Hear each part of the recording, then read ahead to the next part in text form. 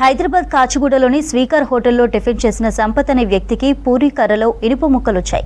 దీంతో హోటల్ సిబ్బందిని నిలదీయగా దురుసుగా ప్రవర్తించాడని తెలిపారు.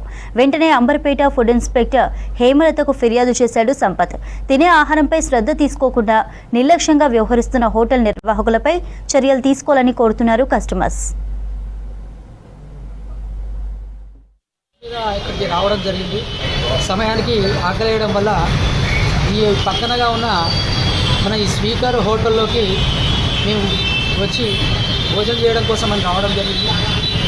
అదేవిధంగా నేను ఇక్కడ ప్లేట్ పూరి ఆర్డర్ చేసి తింటున్న సమయంలో మేము తినే కర్రీలో నుండి ఇనుప ముక్కలు రావడం జరిగింది.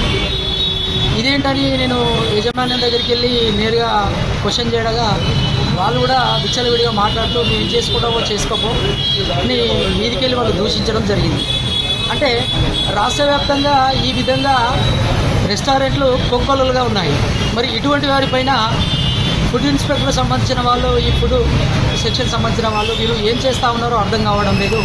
రాష్ట్ర వ్యాప్తంగా ఇటువంటి రెస్టారెంట్లపై తగిన కొరడా జులిపించి దీనిపైన యాక్షన్ తీసుకోవాలని ఈ సందర్భంగా తెలియజేస్తున్నాను.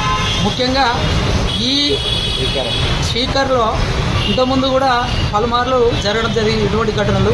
అయినప్పటికీ కూడా మరి ఇక్కడ నియర్గా ఉంటున్న వారు మరి దీనిపైన యాక్షన్ తీసుకోకపోవడానికి గల కారణాలు ఏంటో మాకు అర్థం కావడం లేదు.